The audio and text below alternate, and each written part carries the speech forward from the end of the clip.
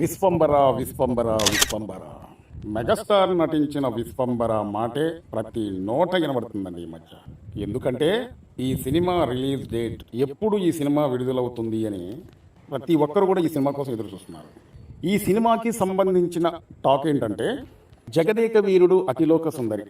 ఈ సినిమాకి సంబంధించి చాలా ప్రత్యేకతలు ఉన్నాయండి. వాటన్నిటి గురించి చెప్పాలంటే నాకు తెలిసి సమయం సరిపోదన్నమాట. ఎందుకంటే ఆ సినిమా గురించి చెప్పాలంటే ఎపిసోడ్ల మీద ఎపిసోడ్ చేయొచ్చండి. అప్పట్లో ఆ సినిమా ఒక సంచలనం. తెలుగు సినిమా ఇండస్ట్రీలో ఆ సినిమా ఒక అద్భుతమైన కళాఖండం అనే చెప్పుకోవాలి. రాఘవేంద్రరావు దర్శకత్వంలో వచ్చిన ఎన్నో అద్భుతమైన చిత్రాలలో అదొకటన్నమాట. ఆ సినిమా మెగాస్టార్ చిరంజీవిని మరో కొత్త కోణంలో చూపించిందన్నమాట. ఈ సినిమాకి బడ్జెట్ 2 కోట్లు మాత్రమే ఈ సినిమాకి ఖర్చు అయింది. కానీ ఆ సినిమా సృష్టించిన రికార్డులు, కలెక్షన్లు చూస్తే మతిపోవాల్సిందే అన్నమాట. దాదాపు 16 కోట్ల రూపాయలు కలెక్షన్ చేసి ఇండస్ట్రీ రికార్డే కాదండి, బాలీవుడ్, కోలీవుడ్, టాలీవుడ్ ఈ రికార్డులు మొత్తం కూడా లేసాయి అన్నమాట.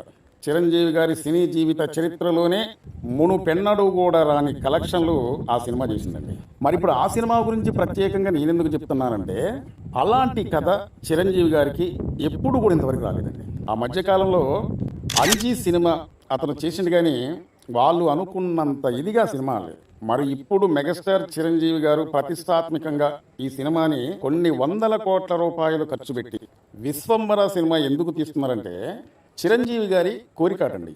అదేంటంటే జగదేక వీరుడు అతిలోక సుందరి లాంటి సినిమా ఇంతవరకు నాకు పర్లేదు, కాబట్టి మరొక సినిమా అలాంటి సినిమాయే, కథ వేరైనా సరే 14 లోకాలకు సంబంధించిన కథతోనే విశ్వంబర సినిమా ఉండబోతుందటండి. సోషల్ మీడియాలో వచ్చే కథనాల ప్రకారంగా ఈ సినిమా కథ ఎలా ఉంటుందటంటే మెగాస్టార్ చిరంజీవి గారి సరసన నటించే హీరోయిన్ ఎవరంటే త్రిష. హీరోయిన్ త్రిషను 7 లోకాల అవతలకు అంటే 14 లోకాల అవతల అంటే 14 లోకంలోకి తీసుకెళ్ళిపోతారటండి. మరి ఎలా తీసుకెళ్తారో ఏందో అది సినిమా చూస్తేనే మనకు తెలుస్తుంది. కానీ ఒక సామాన్య మానవుడు ఈ ఊరు నుంచి ఇంకొక ఊరు తీసుకెళ్లారంటే ఎట్లా కనుక్కొని తీసుకురావచ్చు, లేకపోతే ఈ ఊరు నుంచి ఇంకొక రాష్ట్రం తీసుకెళ్లారంటే సరే ఎట్లా తిప్పరపడి ఎప్పుడోసారి మన కంటపడింది తీసుకొని రావచ్చు. సపోజ్ మన దేశం నుంచి వేరే దేశానికి ఒకవేళ తీసుకెళ్ళినా సరే ఏదో రకంగా ఆ హీరోయిన్ని తీసుకురావచ్చు. కానీ ఈ సినిమాలో ట్విస్ట్ ఏంటంటే ఇక్కడ ప్రతి ఒక్కరిని కూడా ఆకట్టుకునే విధంగా ఈ కథ ఉండబోతుంది. మరి చిరంజీవి గారి సరసన నటించే త్రిష గారిని 14 లోకంలోకి తీసుకెళ్లిపోయిన తర్వాత మరి అక్కడ ఉన్న హీరోయిన్ని ఎలా తీసుకురావాలి? ఒక సామాన్య మానవుడు 14 లోకంలో ఉన్న ఆమెను తీసుకురావాలంటే అసలు ఎలా సాధ్యపడుతుంది? చిరంజీవి గారు ఎలా తీసుకొస్తారు? మరి ఈ కథ మలుపు ఏ విధంగా తిరిగిద్ది అనేది ఆ సినిమాలో ప్రతి ఒక్కరిని కూడా ఆకట్టుకునే విధంగా ఈ కథ ఉండబోతుందండి. ఒకవేళ ఈ కథే కానీ నిజమైనట్లయితే, అంటే ఇవన్నీ కూడా సోషల్ మీడియాలో వచ్చే కథనాలే, కానీ నిప్పు లేనిదే పొగ అనేది రాదు అని మనం ఎట్లా నమ్ముతామో సోషల్ మీడియాలో వచ్చే కథనాలను కూడా నమ్మాల్సిందే అనమాట. కొన్ని నమ్మాల్సినవి ఉంటాయి, కొన్ని నమ్మకూడనివి కూడా ఉంటాయి అన్నమాట. మరి చిరంజీవి గారు ఆ హీరోయిన్ని దక్కించుకోవటానికి ఎన్ని కష్టాలు పడ్డాడు, ఎన్ని ఇబ్బందులు పడ్డాడు, ఎంత పోరాటం చేసిండనేదే ఈ కథ అన్నమాట. మనం చెప్పుకుంటూ ఉంటేనే గూస్ బంప్స్ వస్తూ ఉన్నాయి, మనం ఊహించుకుంటూ ఉంటేనే మైండ్ షేక్ అయిపోతుంది. కానీ ఆ ఎండి తెర పైన మెగాస్టార్ గారు నటించేటప్పుడు మాత్రం అబ్బా ఇలాంటి సినిమా ఇంత లేటుగా ఎందుకు వచ్చిందిరా బాబు అని ప్రతి ఒక్కరు కూడా అనుకుంటారనమాట. ఎస్, ఇది నిజం. అయితే ఈ సినిమా 2023 నవంబర్లో ప్రారంభమైందనమాట.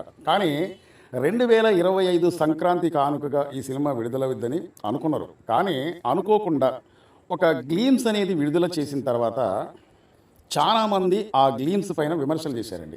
ఎలాంటి విమర్శలు అంటే విఎఫ్ఎక్స్ అనేది చాలా దరిద్రంగా ఉంది, చిరంజీవి గారి సినీ జీవిత చరిత్రలో ఇంతవరకు ఇంత లో క్వాలిటీలో ఉన్న విఎఫ్ఎక్స్ అనేది ఎప్పుడు కూడా ఉపయోగించలేదు, కథ చూస్తే చాలా బాగుందని చెప్తున్నారు, సినిమా చూస్తే అదిరిపోతుందని చెప్తున్నారు, కానీ ఈ విఎఫ్ఎక్స్ ఏంటి ఇంత లో క్వాలిటీలో తీశారు, ఇంత దరిద్రంగా తీశారు ఏంటని చెప్పి చాలామంది విమర్శలు చేశారండి. చిరంజీవి గారికి కూడా ఆ గ్లీమ్స్ అనేది నచ్చలేదటండి. ఎంత ఖర్చు అయినా పర్లేదు, ఎన్ని వందల కోట్లు ఖర్చు అయినా పర్లేదు, హాలీవుడ్కు సంబంధించిన టెక్నీషియన్స్ తీసుకొచ్చి మన తెలుగు సినిమా చరిత్రలోనే ఇలాంటి గ్రాఫిక్స్ అనేది ఎప్పుడు చూడలేదన్న అనే విధంగా ఉండాలన్న ఉద్దేశంతోనే ఎంత లేట్ అయినా పర్లేదు చిరంజీవి గారికి. ఎందుకంటే ఒక డ్రీమ్ ప్రాజెక్ట్ అన్నమాట. అతని కోరిక జగదేక వీరుడు అతిలోక సుందరి లాంటి సినిమా అనేది మళ్ళొకటి రావాలి, ఆ సినిమా నేను చెయ్యాలి, అలాంటి సినిమా అలాంటి కథ రావాలి అలాంటి కథ కాబట్టే అలాంటి కథ అన్న ఉద్దేశంతోనే చిరంజీవి గారు ఈ సినిమా పైన చాలా హోప్స్ పెట్టుకున్నాండి. ఎట్లయినా సరే ప్రతి ఒక్క ప్రేక్షకుడిని, ప్రతి ఒక్క అభిమానుల్ని చూసిన తర్వాత సినిమా బాగలేదు అనే టాక్ రాకుండా చాలా గట్టి ప్రయత్నమే చేస్తున్నట్టుగా అనిపిస్తుందండి ఈ సినిమా పైన. అంతేకాకుండా మనకి ఎన్నో అద్భుతమైన లోకాలు ఉన్నట్టుగా పురాణం చెప్తుందన్నమాట. అదే విధంగా ఈ సినిమాలో హీరోయిన్ త్రిష ఎక్కడుందో తెలుసుకున్న తర్వాత ఒక రాక్షసులు ఉండే లోకం కూడా తెలిగిద్దాటండి. అక్కడ మాత్రం ఉంటదాటండి నిజంగా సినిమా అనేది. అసలు తెలుగు సినిమా చరిత్రలోనే ఇలాంటి సినిమా ఎప్పుడు రాలేదు. హాలీవుడ్ రేంజ్లో ట్విస్టుల మీద ట్విస్టులు, అద్భుతమైన గ్రాఫిక్స్ తోని, అద్భుతమైన విఎఫ్ఎక్స్ తోని ప్రతి ఒక్కరు ఆ సినిమా చూసేటప్పుడు మన కనురెప్పలు వేయకుండా, ఎందుకంటే ఒకవేళ రెప్పేసినట్లయితే ఏదన్నా సీన్ మిస్ అయిపోయిద్దేమో అనే ఒక ఫీలింగ్ అనేది ప్రతి ఒక్కరికి కలిగిద్దాటండి. అందుకనే తొందరపడి ఈ సినిమా విడుదల చేయకుండా ఎంత లేట్ అయినా పర్లేదు, ఎంత డబ్బు ఖర్చైనా పర్లేదు, ఎన్ని వందల కోట్లు ఖర్చు పెట్టినా హాలీవుడ్ స్థాయిలో ఈ సినిమా అనేది ఉండబోతుందటండి. అయితే ఇక్కడ నేను ఇందాక ప్రస్తావించింది ఏంటంటే రాక్షసులతోని కూడా, భయంకరమైన రాక్షసులతోని చిరంజీవి పోరాటం ఉంటుందటండి. అసలు చెప్పుతా ఉంటేనే ఈ సినిమా ఎప్పుడు వస్తుంది, ఎప్పుడు చూడాలి అని ప్రతి ఒక్కరికి కూడా అనిపిస్తుంది కదా. నాకైతే మాత్రం అలాగే అనిపిస్తుంది. మీకేమనిపిస్తుందో కామెంట్ చేయండి. తెలుగులో ఇలాంటి సినిమాలు రావటం చాలా అరుదండి. కాబట్టి అభిమానులకు నేనేం చెప్తున్నానంటే ఈ సినిమా లేట్ అయిందని చెప్పేసి ఎవరు కూడా బాధపడాల్సిన అవసరం లేదు. ముఖ్యంగా అభిమానులు ఎవ్వరు కూడా బాధపడొద్దు, కంగారు పడాల్సిన అవసరం లేదు.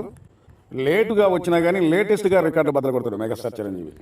చిరంజీవి గారిని ఇంతకుముందు ఎవరైతే విమర్శించారో చిరంజీవి గారి పని అయిపోయింది, ఇలాంటి కథలు ఒప్పుకుంటుండేంటి, చిరంజీవి గారు అతను వయసుకు తగ్గ కథలు ఒప్పుకోవచ్చు కదా అని చెప్పి ఇంతకుముందు ఎవరైతే అతన్ని విమర్శించారో వాళ్ళందరికీ కూడా ఈ సినిమా అనేది సమాధానం చెప్పబోతుంది.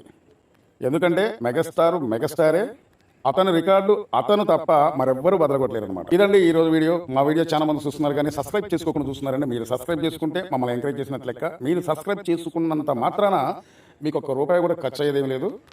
మా ఛానల్లో ఇలాంటి మంచి మంచి వీడియోలు వస్తూ ఉంటాయి. ఈ వీడియోపై మీ అమూల్యమైన కామెంట్ తెలపండి. అలాగే ఈ వీడియోకి ఒక లైక్ చేయండి. మా వీడియో నచ్చితే సబ్స్క్రైబ్ చేసుకోండి. మరో అద్భుతమైన వీడియోతో మళ్ళీ వస్తా. Thank you.